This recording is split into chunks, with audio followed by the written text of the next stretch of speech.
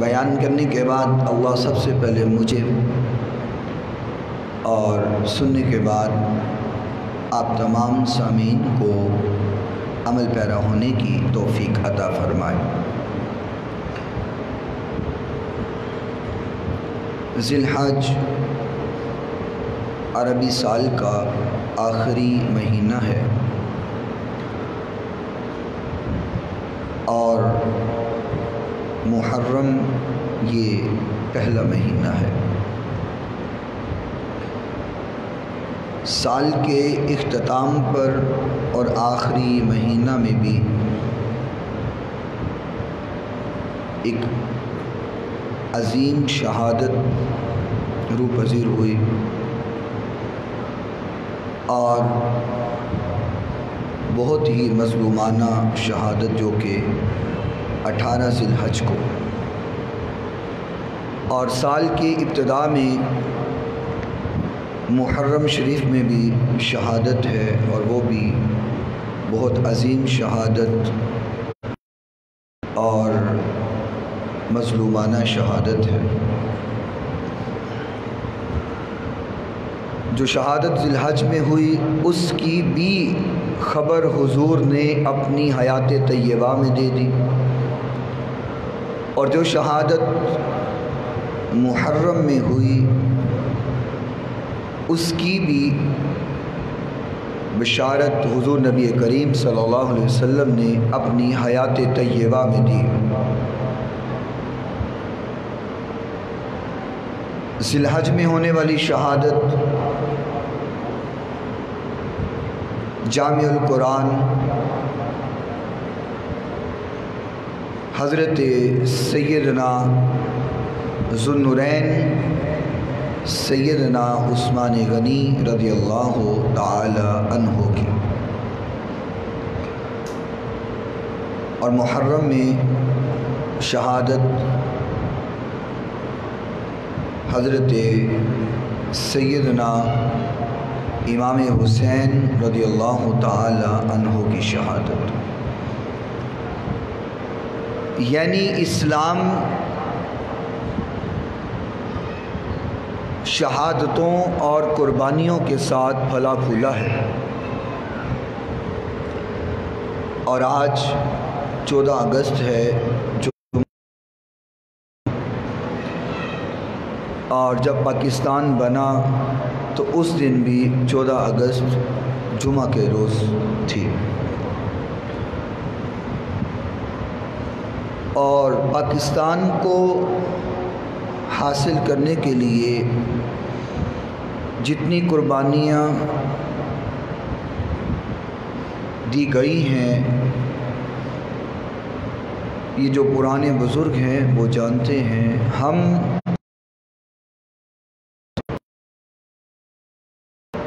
ہم نے یہ سمجھا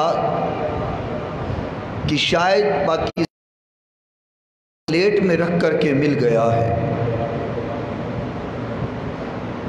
اور ٹیبل ٹاک ہوا اور اس کے عوض پاکستان مل گیا، ایسا نہیں ہے۔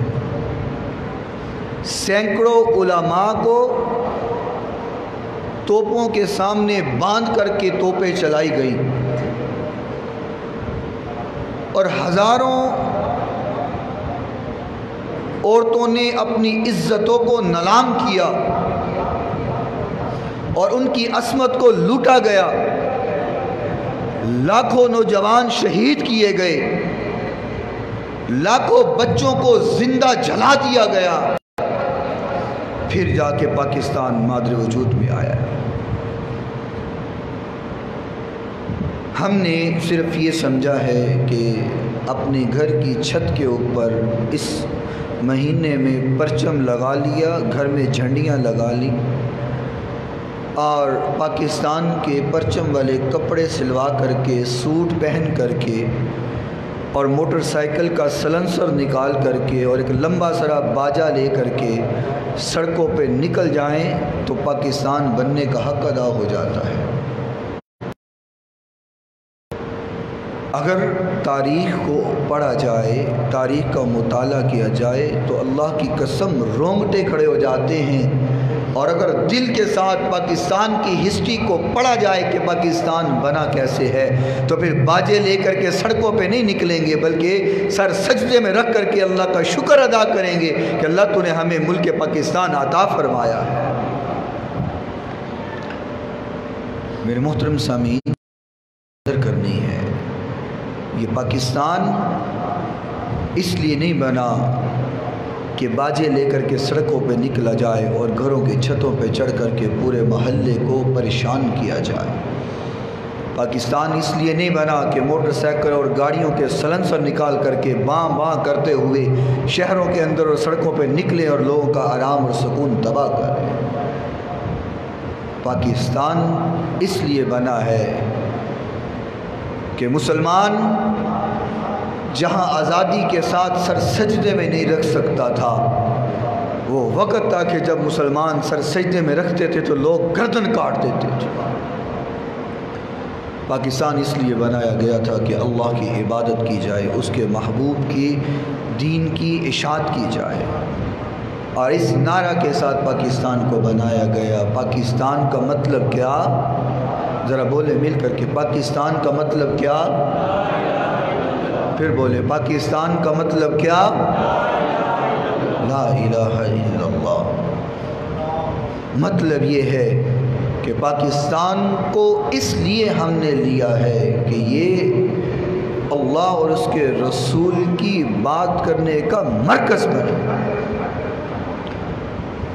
تو بہرحال خالق کائنات، مالک کائنات ہمارے ملک پاکستان کی حفاظت فرمائے، اور اس میں جو دشمن عناصر ہیں اور جو ہمتاً پاکستان کو نقصان پہنچانے کے درپے ہیں، اللہ تعالیٰ ان سے پاکستان کو محفوظ فرمائے اور اس کی ہر موڑ پہ حفاظت فرمائے، اور اللہ تعالیٰ کوئی ایسا حکمران عطا کرے کہ جو واقعتاً اس حق کو ادا کرے کہ پاکستان کا مطلب کیا؟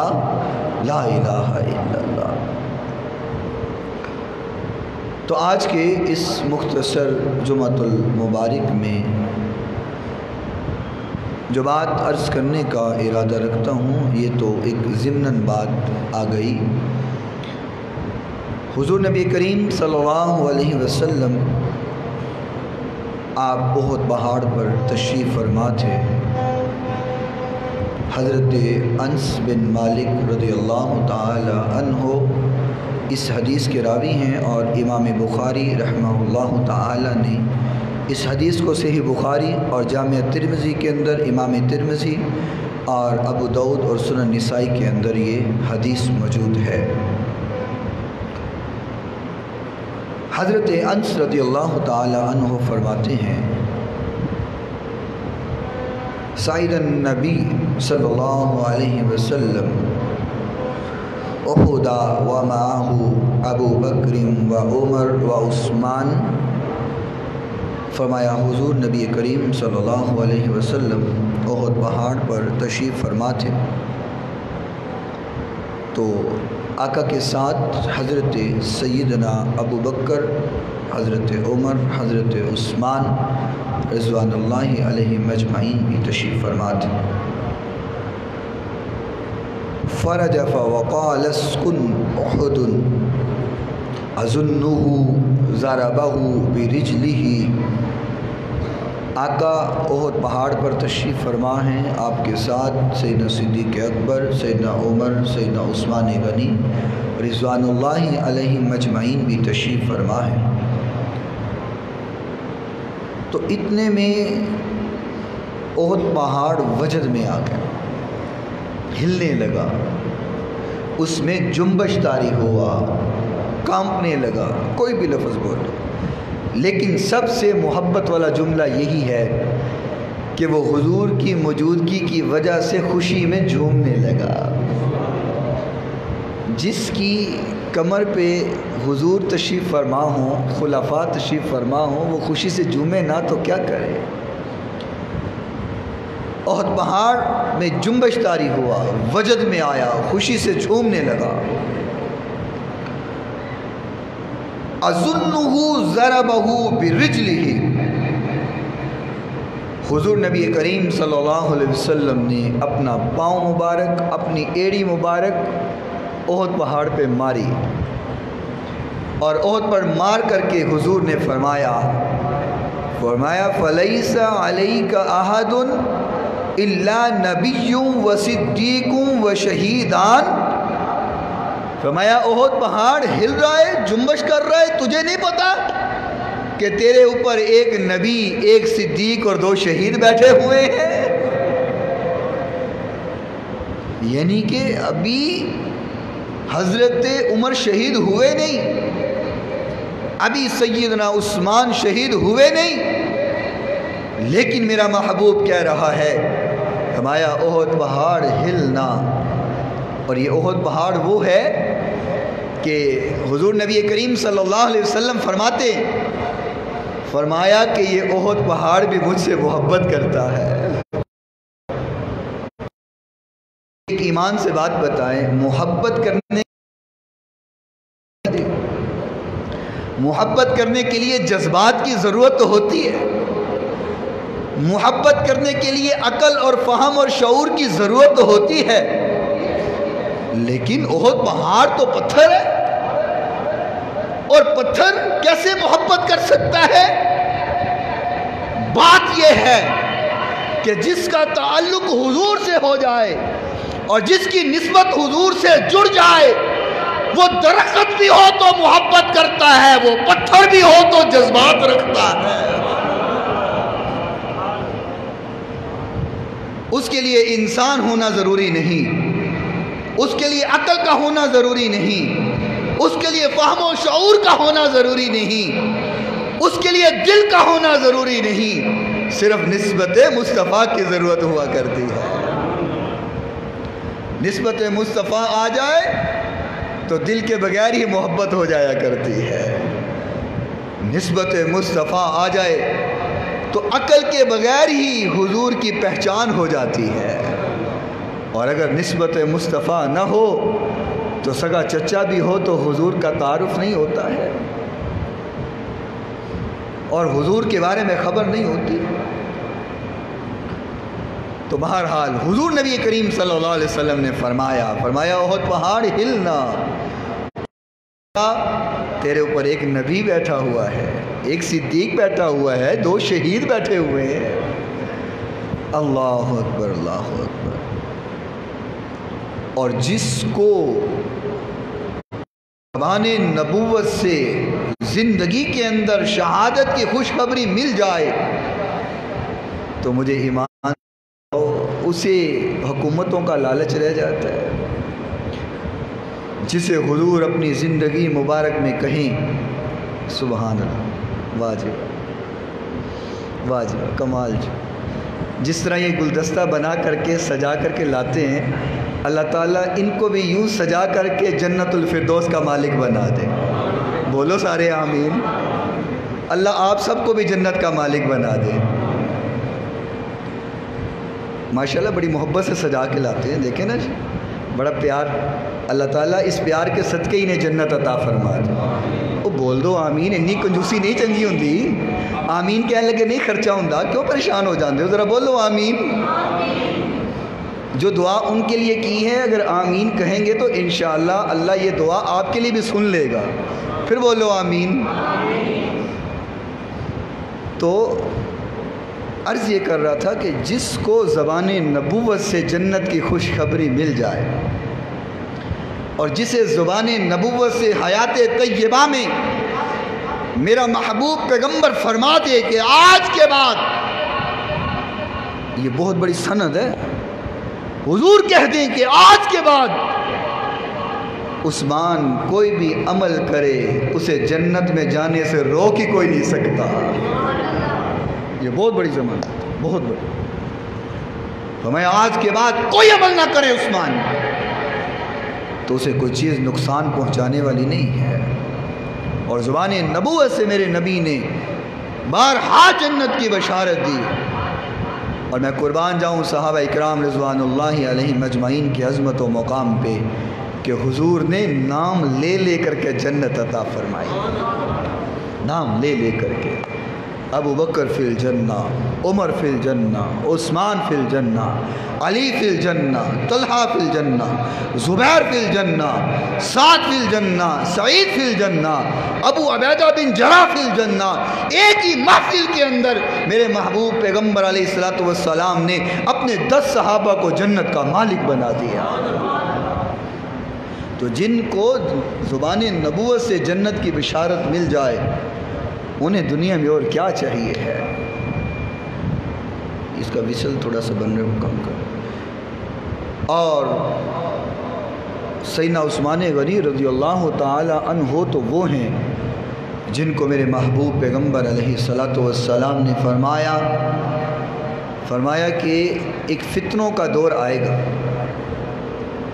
اور اس فتنے کے دور میں جو شخص ابھی گزرے گا وہ حق پر ہوگا۔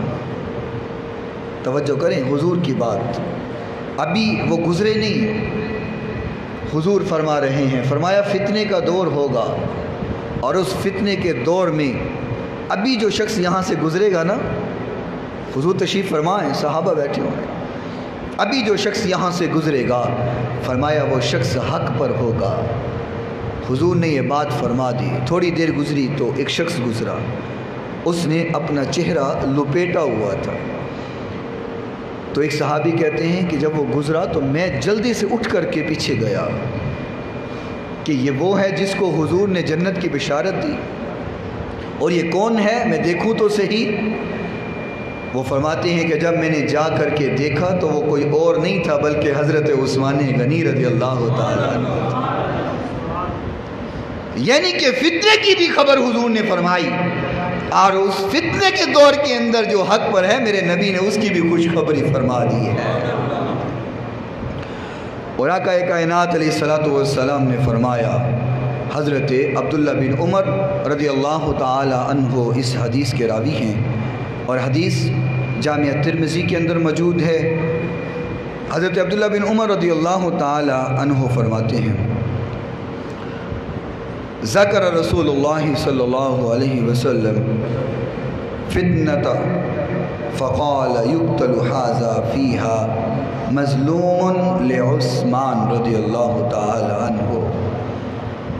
حضور نبی کریم صلی اللہ علیہ وسلم نے فرمایا کہ لوگوں، جب فتنوں کا دور ہوگا، فتنے پھیلے ہوں گے، ہر طرف فتنہ ہی فتنہ ہوگا، تو فرمایا ان فتنوں کے اندر میرے عثمان کو شہید کر دیا جائے گا، میرا عثمان شہید ہو جائے گا۔ بعض لوگ یہ کہتے ہیں کہ معاذ اللہ سیدنا عثمان رضی اللہ تعالی عنہ حکومت کے لالچی تھے، اور اس لالچ میں آپ نے خلافت کو نہ چھوڑا اور آپ کو شہید کیا گیا۔ محض ان کی اپنی خام خیالی ہے۔ آپ حضرات کو اس بات کا بخوبی علم ہوگا کہ جتنے حضرت عثمان امیر تھے مکے میں کوئی اور تھا ہی نہیں۔ اللہ نے مال و دولت سے بھی نوازا تھا اور حسن و جمال سے بھی بڑا نوازا تھا۔ زمانہ جاہلیت میں بھی جب ابھی حضور نے اعلان نبوت نہیں کیا تھا، حضرت عثمان اتنے حسین تھے کہ اپنے آپ کو نقاب کر کے گھر سے نکلا کرتے تھے، اتنے حسین و جمیل تھے۔ اور میں نے پچھلے جمعہ میں عرض کیا تھا کہ آپ کا حسن تو حسن تھا، جب محبوب کائنات علیہ السلام کی نظر نبوت اور نظر مبارک پڑ گئی تو عثمان کے حسن میں اور اضافہ ہو گیا۔ حضور نے اپنا عکس عطا فرما دیا سیدنا عثمان کو۔ صحابہ فرماتے ہیں کہ جب حضرت عثمان آ رہے ہوتے تھے ہمیں یوں لگتا تھا جیسے حضور آ رہے ہیں۔ حضور نے اپنا عکس عطا فرما دیا سیدنا عثمان رضی اللہ تعالیٰ عنہ کو۔ اور وجہ کیا تھی؟ یہ میرے محبوب کی وصیت تھی، آقا کائنات کی وصیت تھی۔ حضرت ابی سہلہ رضی اللہ تعالی عنہ فرماتے ہیں کہ جب لوگوں نے حضرت عثمان کا محاصرہ کر لیا اور باغیوں نے حضرت عثمان کا پانی بھی بند کر دیا، کھانا بند کر دیا۔ محرم کے اندر امام حسین رضی اللہ تعالی عنہ کی 3 دن پانی بند رہا، وہ بھی مظلومانہ شہادت ہے۔ پانی 3 دن بند رہا، میڈیا بھی اس کو بیان کرتا ہے، مجلسوں میں بھی بیان کیا جاتا ہے، جلسوں میں بیان کیا جاتا ہے، محفلوں میں بیان کیا جاتا ہے۔ کرنا چاہیے، ثواب ہے۔ امام حسین کی بات کرنا سنت مصطفیٰ بھی ہے، سنت خدا بھی ہے۔ لیکن ظلم کی انتہا یہ ہے کہ جہاں 3 دن پانی بند رہا وہاں تو اتنا ذکر کیا جاتا ہے، جہاں 40 دن پانی بند رہا کوئی بات کرنے کو تیار نہیں ہے۔ 40 دن سیدنا عثمان غنی رضی اللہ تعالی عنہ کا پانی بند رہا، اور اس کنویں کا پانی بند، اس کنویں کا میرے محبوب پیغمبر علیہ الصلوۃ والسلام اور آپ کے صحابہ جب ہجرت کر کے مدینہ شریف تشریف لے کر کے آئے تو مدینے میں باقی پانی کھارا تھا، پینے کے قابل نہیں تھا۔ ایک ہی کنواں تھا بئر روما جس کا پانی میٹھا تھا، اور اس کے اوپر قبضہ یہودی کا تھا۔ اب چونکہ پانی کہیں اور تھا نہیں پینے کے لیے تو لوگ یہودی سے پانی لیتے تھے، اور وہ فائدہ اٹھاتے ہوئے پانی بیچتا تھا، اس کی قیمت لیتا، رقم لیتا۔ جب مسلمان وہاں پہنچے تو اس نے اپنی قیمت کو بڑھا دیا، قیمت کو زیادہ کر دیا۔ اسے پتہ تھا کہ لٹے پھٹے مسلمان آئے ہیں، سب کچھ مکے میں لٹا آئے ہیں، ان کے پاس کچھ بھی نہیں ہے، بے سر و سامانی کے عالم میں مدینے پہنچے، تو اس نے قیمت کو بڑھا دیا کہ اس قدر قیمت لوں گا تو پانی دوں گا۔ اب جن صحابہ کے پاس تھا کچھ مال و متاع یا کچھ پیسے تھے وہ لے لیتے، اور جو بے سر و سامانی کے عالم میں پہنچے تھے ان کے پاس تو کچھ بھی نہیں تھا۔ اور آپ جانتے ہیں کہ صحابہ اکرام نے دین اسلام کی اشاعت اور تبلیغ کے لیے ہجرت کرتے ہوئے کتنی قربانیاں دی ہیں۔ حضرت عبداللہ نکلے تو گھر والوں نے کہا کدھر جا رہے ہو؟ کہا میں حضور کے پیچھے مدینے جا رہا ہوں۔ تو سسرال والے پہلے آگے کہنے لگے کہ یہ بیٹی ہماری ہے، جانا ہے تو جاؤ، تم یہ بیٹی نہیں لے جا سکتے، بیوی کو ساتھ نہیں لے جا سکتے، بیوی چھین لی۔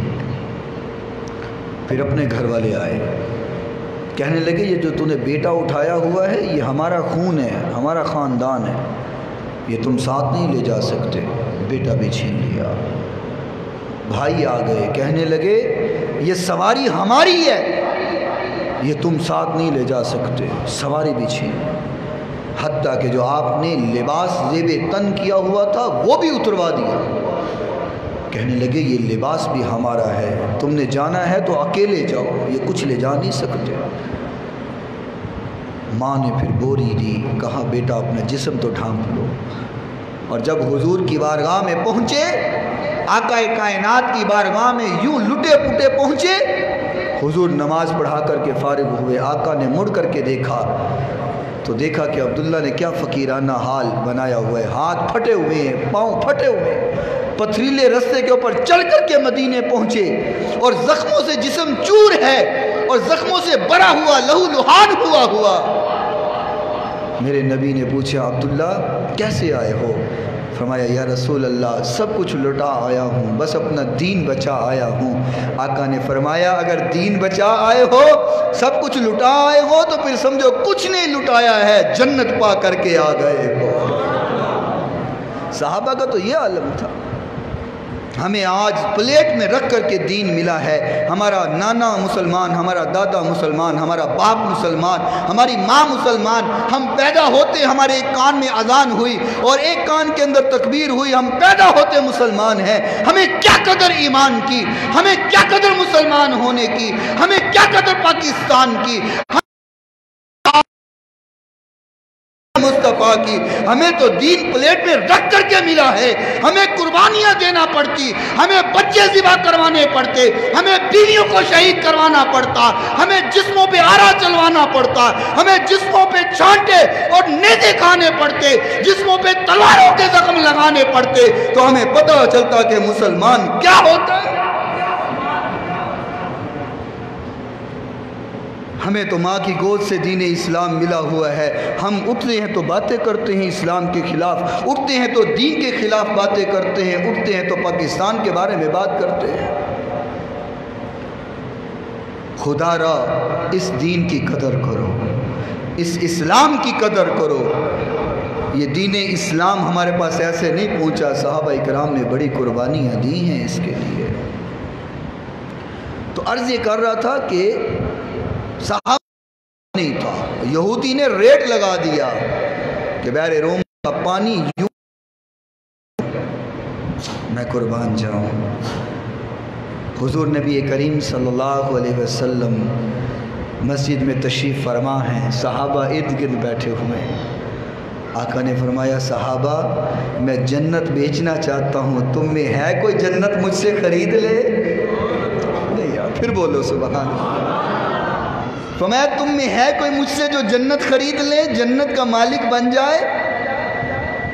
तो अभी कोई और सहाबी उठता, हज़रत उस्मान रज़ी अल्लाह ताला अन्हु उठे।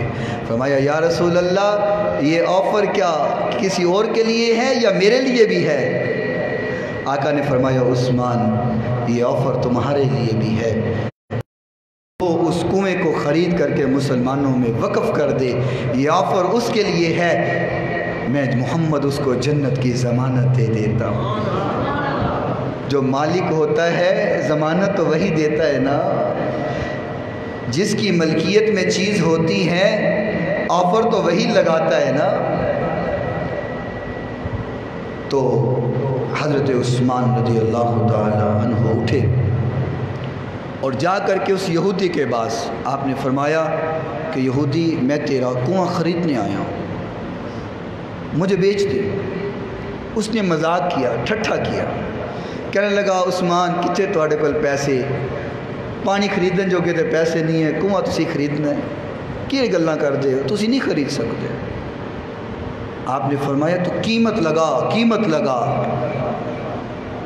कीमत लगाना तेरा काम है, उसको खरीद करके वक़फ़ करना उस्मान का काम है। तो कीमत लगा, बात ना कर। उसने सोचा कितनी कीमत होगी, उसने मामूली सी कीमत लगाई, हज़रत उस्मान ने जेब से निकाली, लेकिन कहने लगा कि मैं पूरा तो नहीं बेचूंगा। और पहले तो वो बेचने पर आमादा ही नहीं था, वो मान ही नहीं रहा था कि मैं इसको बेचूं। तो हज़रत उस्मान गनी रज़ी अल्लाह ताला अन्हु की हिकमत और फ़हम और फ़रासत ये है, आपने तरीके के साथ उससे सौदा किया। कहने लगे, चल तू सारा ना बेच, इंज कर अद्धा बेच दे, सारा ना बेच, अद्धा बेच दे। वो कहने लगा, आधे का क्या हिसाब हुआ, कुआं कैसे आधा हो सकता है? तो आपने फरमाया, ऐसा कर के आधा यूँ करते हैं कि एक दिन बारी मेरी होगी, मैं बेचूंगा पानी, और एक दिन बारी तेरी होगी, तू बेचना पानी, तो आधा आधा हो गया। उसने कहा, ये तो ठीक हो गया, पैसे भी आ गए, कुआं भी पास है, एक दिन ये बेचेंगे। और उसने प्लान नहीं किया कि जिस कीमत पर उस्मान पानी बेचेगा मैं उससे कम कीमत पे बेचूंगा। उन कमले नू की पता कि उस्मान दा इरादा की है? उस कम अकल यहूदी को क्या पता कि उस्मान क्या है। इन्हें दुनिया की दौलत नहीं चाहिए, ये तो जन्नत के साथ सौदा करके आए हुए हैं। उसने सोचा जितनी कीमत पे ये बेचेंगे मैं आधी कीमत पे पानी बेचूंगा, कम कीमत पे पानी बेचूंगा। अब यहूदी की बारी आती तो वो सारा दिन बैठा रहता, कोई ख़रीदने नहीं आ रहा। वजह क्या थी कि जब हज़रत उस्मान की बारी आती थी, आपने ऐलान कर दिया, कोई भी आए पानी भर के ले जाए, उस्मान उसे कोई कीमत नहीं लेगा। अल्लाह अकबर। हज़रत उस्मान जब कुआं ख़रीदा तो हुजूर तशरीफ़ फरमा है, मुस्कुराते हुए हुजूर की बारगाह में तशरीफ़ लाए, मुस्कुराते हुए हुजूर की बारगाह में हाजिर हुए। आका ने देख करके फरमाया, उस्मान जा, तुझे मैंने जन्नत अता फरमा दी है। वो बेरे रूमा جسے خرید کر کے سیدنا عثمان غنی رضی اللہ تعالی عنہ نے وقف کر دیا۔ آج جب باغیوں نے محاصرہ کیا ہوا ہے تو اس کنویں کا پانی بھی حضرت عثمان کو پہنچنے نہیں دے رہے۔ اور آپ جانتے ہیں آج بھی بحر روما اور اس کے گرد جتنے باغ تھے، جب اس کا آدھا پانی میں نہیں بکتا تھا اس سے کوئی خریدتا ہی نہیں تھا۔ متوجہ کیسے دی، ایک دن فری ملتا ہے ایک دن پیسے آتا، کون خریدے گا؟ تو اس نے کہا عثمان آپ ایسا کریں باقی کا کنواں بھی لے لیں۔ حضرت عثمان نے فرمایا ہن خالی کنواں نہیں لینا، کنویں کے گرد جتنے باغ ہیں وہ بھی ساتھ خریدوں گا۔ اور آج بھی بحر روما اور اس کے گرد جتنے باغ ہیں اس میں سے جتنی کمائی آتی ہے سعودیہ کے اندر آج بھی حضرت عثمان کے نام کا بینک اکاؤنٹ ہے۔ آج بینک اکاؤنٹ آج بھی مدینہ شریف میں موجود ہے، اور ان زمینوں سے جتنی کمائی آتی ہے وہ اس اکاؤنٹ میں جمع ہوتی ہے اور پھر اس کو غریبوں میں تقسیم کر دیا جاتا ہے۔ واہ عثمان، تیرا کیا صدقہ جاریہ آج بھی چل رہا ہے، تو حضور کے پاس آرام کر رہا ہے اور تیری سخاوت کا ڈھنکا آج بھی بج رہا ہے۔ واہ سبحان اللہ۔ لیکن ستم گری یہ ہے کہ آج عثمان کو اس کنویں کا پانی بھی نصیب نہیں ہے۔ 40 دن گزر گئے، سیدنا عثمان غنی رضی اللہ تعالی عنہ تک پانی نہیں پہنچا۔ اللہ اکبر۔ پوچھنے والوں نے پوچھا کہ عثمان جب پانی نہیں مل رہا، کھانا نہیں مل رہا تو گزارا کیسے ہو رہا ہے، زندگی کیسے بسر ہو رہی ہے؟ تو سیدنا عثمان غنی رضی اللہ تعالی عنہ کا ایمان دیکھیے گا اور تقوی کی جو بلندی ہے وہ دیکھیے گا۔ فرمایا کیسے گزارا ہو رہا ہے؟ سیدنا عثمان غنی فرماتے ہیں جب پیاس لگتی ہے میں قرآن پڑھتا ہوں، جب بھوک لگتی ہے میں روزہ رکھ لیتا ہوں۔ واہ سبحان کہ عثمان آپ کی عظمت پہ ہماری کروڑوں جانیں قربان کہ آپ پیاس کو بجھانے کے لیے قرآن کی تلاوت کرتے ہیں۔ اور آج اگر ہم دین سے دور ہیں اور ہماری کم بختی ہمارے اوپر مسلط ہو چکی ہے تو اس کی سب سے بڑی وجہ یہ ہے کہ ہم نے قرآن سے تعلق توڑ دیا ہے۔ وہ معزز سے زمانے میں مسلمان ہو کر ہم خوار ہوئے تارک قرآن ہو کر ہم نے قرآن کو چھوڑا ہے تو ذلت و گمراہی ہمارا مقدر بن گئی ہے۔ حضرت امی جان عائشہ صدیقہ رضی اللہ تعالی عنہا فرماتی ہیں کہ ارسل رسول اللہ صلی اللہ علیہ وسلم الى عثمان فاقبل علیہ رسول اللہ صلی اللہ علیہ وسلم فکان آخر کلام کلمہ ان ضرب منکبہ وقال یا عثمان ان اللہ عسى ان يلبسك قميصا فإن أرادك المنافقون على خلف لا تخله حتى تلقاني فذكر 3 مرات۔ حضرت امی جان عائشہ فرماتی ہیں کہ حضور نبی کریم صلی اللہ علیہ وسلم نے بلواوا بھیجا، فرمایا عثمان کو بلا کر کے لاؤ۔ حضرت سیدنا عثمان غنی رضی اللہ تعالی عنہ تشریف لے کر کے آئے تو حضور نے حضرت عثمان کے کندھے پہ ہاتھ مارا۔ توجہ کیجئے گا، جیسے ہم کسی سے بات کرتے ہوئے یوں ہاتھ مارتے ہیں، کسی دوست سے احباب سے بات کرتے ہوئے اس کے کندھے پہ ہاتھ مارتے ہیں، کوئی بات کہنی ہو، آقا نے حضرت عثمان کے کندھے پہ ہاتھ مارا اور ہاتھ مار کر کے فرمایا عثمان اللہ تجھے قمیض پہنائے گا، منافق اس کو اتارنے کی کوشش کریں گے لیکن تم اس قمیض کو اتارنا نا، اس قمیض کو مت اتارنا، پہنچ جاؤ حتیٰ کہ تم میرے پاس آ جاؤ، اس قمیض کو مت اتارنا۔ اور دوسری حدیث میں حضرت عثمان رضی اللہ تعالیٰ عنہ فرماتے ہیں، حضرت ابی سہلہ رضی اللہ تعالیٰ عنہ روایت کرتے ہیں، فرمایا قال عثمان یوم الدار ان رسول اللہ صلی اللہ علیہ وسلم قد عہد الی عہدا فانا صابر علیہ. فرمایا عثمان صبر کرتے رہنا، صبر کرتے رہنا. جب لوگ تیرے سے قمیض کو چھینے، جب تیرے سے خلافت کو چھیننے کی کوشش کریں، فرمایا عثمان تم صبر کرتے رہنا. سیدنا عثمان فرماتے ہیں حضور نے مجھے وصیت فرمائی کہ تم نے صبر کرنا ہے. 40 دن گزر گئے. سیدنا عثمان غنی رضی اللہ تعالی عنہ پانی بھی پہنچ نہیں رہا، کھانا بھی پہنچ نہیں رہا، قرآن کی تلاوت کر کے گزارا ہو رہا ہے. بالآخر آپ نے دیوار کے اوپر چڑھے اور آپ نے چڑھ کر کے فرمایا لوگو کیا تمہیں وہ وقت یاد نہیں ہے کہ جب تمہارے پاس پینے کے لیے پانی نہیں تھا تو بیر روما خرید کر کے میں نے وقف کیا. لوگوں نے کہا ہاں ہمیں یاد ہے. کہا آج اس کنویں کا پانی تم مجھے پینے نہیں دے رہے. کہا لوگوں کیا تمہیں یاد نہیں ہے کہ مسجد نبوی کی جگہ تنگ پڑ گئی تھی، حضور نے فرمایا تھا آج جو مسجد کو وسیع کرے گا اس کو جنت کی بشارت ہے. کیا میں نے جگہ خرید کر کے مسجد کو وسیع نہیں کیا تھا؟ کہا ہاں عثمان ہمیں یاد ہے آپ نے مسجد نبوی کو وسیع کیا تھا. فرمایا آج اس مسجد کے اندر تم مجھے نماز ادا کرنے نہیں دے رہے، آج اس مسجد میں مجھے نماز پڑھنے کی اجازت نہیں ہے. حضرت عثمان نے باتیں کی اور پھر آپ اتر گئے اور قرآن مجید کی تلاوت آپ نے دوبارہ شروع فرمائی.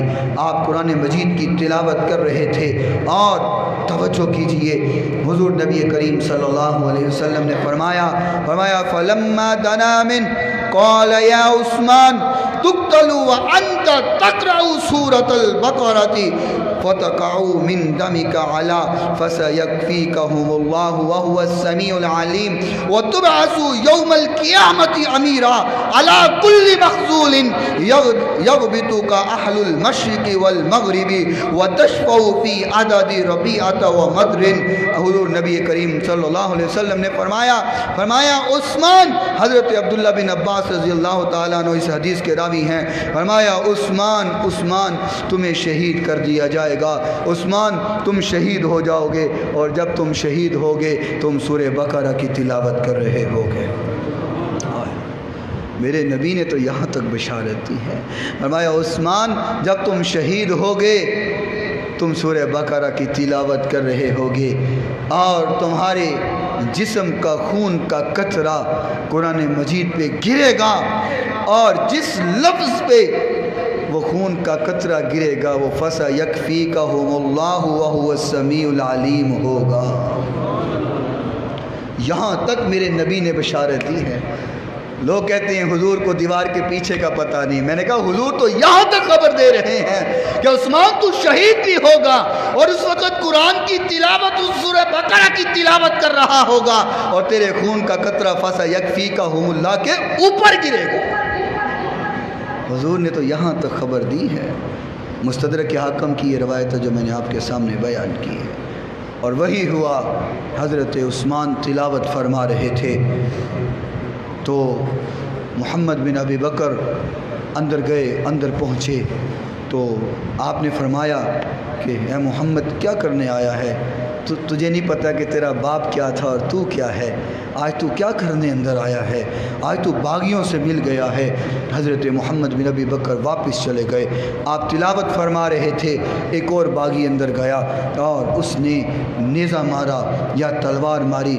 آپ کی زوجہ محترمہ نے اپنا ہاتھ آگے کیا کہ میں اپنے خامند کو بچاؤں تو آپ کی 2 انگلیاں کٹ گئیں اور حضرت عثمان غنی رضی اللہ تعالی عنہ کو شہید کر دیا گیا. اور جیسے میرے نبی نے فرمایا تھا آپ سورہ بقرہ کی تلاوت فرما رہے تھے اور جب آپ کو شہید کیا گیا تو آپ کے جسم کے خون کا قطرہ اسی جگہ پر سورہ بقرہ اور پہلے سپارے کا آخری صفحہ اور درمیان کا حصہ اسی جگہ کے اوپر گرا کہ جو لفظ ہیں فَسَيَكْفِيكَهُمُ اللَّهُ وَهُوَ السَّمِيعُ الْعَلِيمُ. اور اس کا معنی یہ ہے کہ گھبرانا نہیں ہے، ان قریب اللہ کی مدد تمہارے لیے کافی ہو جائے گی. میرے نبی نے فرمایا عثمان تو شہید کر دیا جائے گا اور خون کا قطرہ فَسَيَكْفِيكَهُمُ اللَّهُ پہ گرے گا. اور جو اگلی بات فرمائی وہ توجہ کیجئے گا. فرمایا کل قیامت کے روز جب سب کو اٹھایا جائے گا اور عثمان تو بھی اٹھ کر کے آئے گا تو فرمایا بروز قیامت مظلوم ترین حکماء میں، مظلوم ترین حاکموں میں تیرا شمار ہوگا اور تیری شہادت پہ مشرق و مغرب رشک کر رہے ہوں گے۔ ذرا پھر بولو سبحان اللہ۔ فرمایا مشرق و مغرب تیری شہادت پہ رشک کر رہے ہوں گے، اور فرمایا اللہ تمہیں اجازت دے گا جس کی تو شفاعت کرتا جائے گا اللہ قبول کر کے جنت کا مالک بناتا جائے گا۔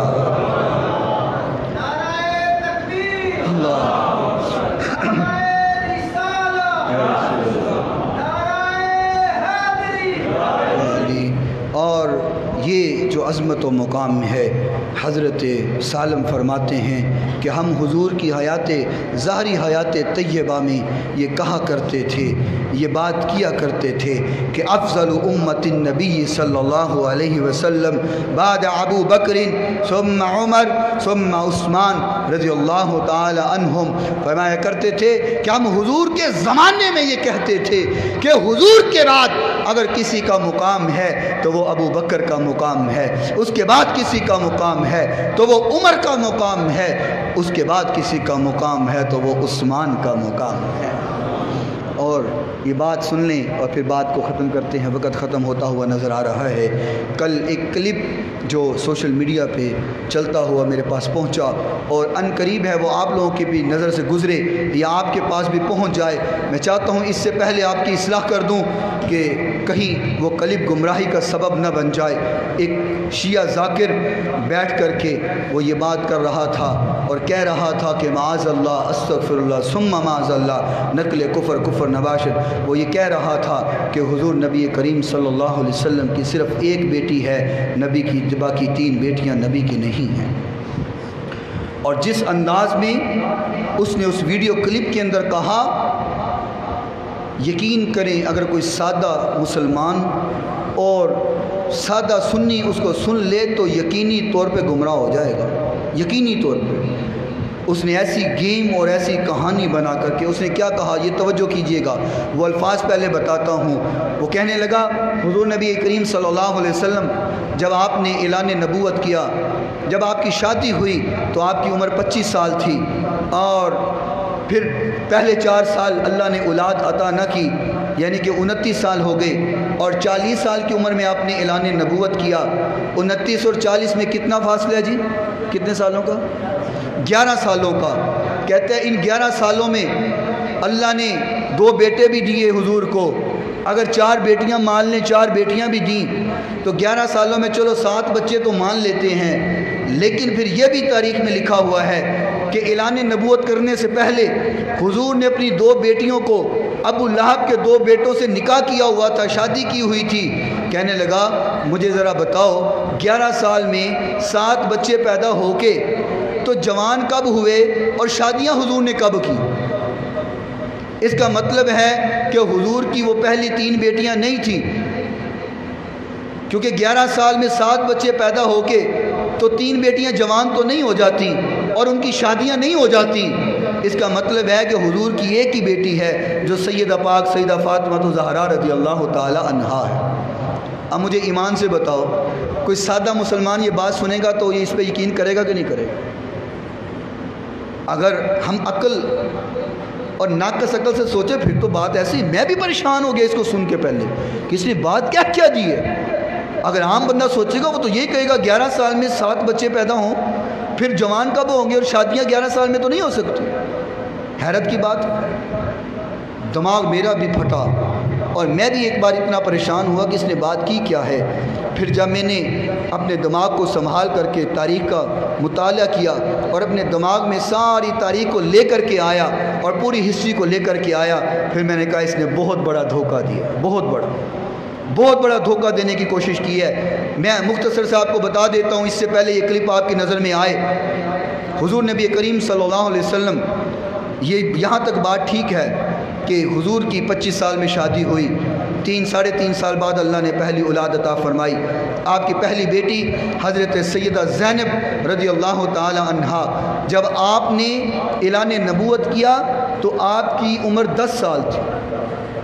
حضرت زینب کی عمر 10 سال تھی اور اعلان نبوت کرنے کے بعد حضور نبی کریم صلی اللہ علیہ وسلم نے حضرت خدیجہ الکبریٰ رضی اللہ تعالی عنہا کے چچا زاد بھائی حضرت ابو العاص کے ساتھ آپ کی شادی فرمائی اعلان نبوت کرنے کے بعد۔ حضرت رقیہ رضی اللہ تعالی عنہ حضور کی دوسری دختر، یہ حضرت زینب سے 3 سال چھوٹی تھی، اور جب اعلان نبوت کیا تو کتنی عمر ہوئی جی؟ 7 سال، کیونکہ زینب کی 10 سال، آپ 3 سال چھوٹی ہیں۔ جب اعلان نبوت کیا تو آپ کی عمر 7 سال۔ حضرت ام کلثوم رضی اللہ تعالی عنہا جب اعلان نبوت کیا یہ 1 سال چھوٹی تھی، ان کی عمر کتنی ہوئی؟ 6 سال۔ آپ نبی کریم صلی اللہ علیہ وسلم نے ابو لہب کے 2 بیٹے عتبہ اور عتیبہ کے ساتھ حضرت رقیہ اور حضرت ام کلثوم کا صرف نکاح کیا تھا، رخصتی نہیں کی تھی، یہ یاد رکھنا۔ اس نے دھوکہ دیا عوام کو، رخصتی نہیں کی تھی، جیسے آج ہم بھی تو کرتے ہیں نا، موسٹلی لوگ کرتے ہیں، بچپن میں نکاح کر دیتے ہیں، رخصتی نہیں کرتے کہ جب بچے جوان ہوں گے رخصتی کر دیں گے، یہ تو معمول ہے، ہوتا ہے گاؤں میں، پنڈوں میں اکثر ہوتا ہے ایسا۔ حضور نے رخصتی نہیں کی تھی، صرف نکاح کیا تھا۔ تو مجھے بتاؤ 7 سال کی عمر میں اور 6 سال کی عمر میں نکاح نہیں ہو سکتا؟ بولو نا یار، ہو سکتا ہے نا، نکاح کر دیا تھا، رخصتی نہیں کی تھی۔ جب حضور نے اعلان نبوت کیا تو ابو لہب نے بکواس کی، کہنے لگا تبا لک یا محمد صلی اللہ علیہ وسلم، کہنے لگا معاذ اللہ اے محمد تیرے ہاتھ ٹوٹ جائیں۔ خالق نے فرمایا اوے بدبخت، میرے نبی کو کہتا ہاتھ ٹوٹ جائیں؟ تبت یدا ابی لہب وتب، ابو لہب تو میرے نبی کو ایک ہاتھ کا کہتا ہے، جا تیرے دونوں ہاتھ ٹوٹ جائیں۔ اللہ نے کہا تیرے دونوں ہاتھ ٹوٹ جائیں۔ جب یہ آیت نازل ہوئی، سورہ نازل ہوئی، تو ابو لہب نے کہا طلاق دے دو، طلاق دے دو۔ تو اتنا بڑا دھوکہ عوام کو، اور پھر کہنے لگا حضور دے 2 نواسے بڑے مشہور نے، حسنین، حسن و حسین، باقی بیٹیاں دے پتر کتھے نے؟ یہ ایسی بدبختی ہے۔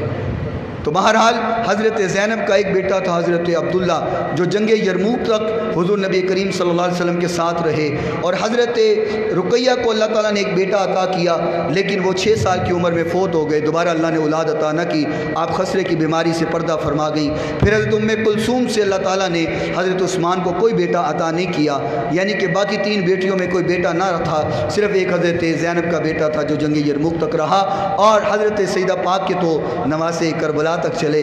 تو یہ ایک دھوکہ دیا عوام کو، بچ جائیے ان لوگوں کی گفتگو سے، یہ دھوکہ دیتے ہیں، عام عوام کو گمراہ کرتے ہیں۔ اللہ تعالیٰ ہمیں ان کے گمراہ کن لوگوں کی گمراہی سے محفوظ فرمائے۔ وآخر دعوانا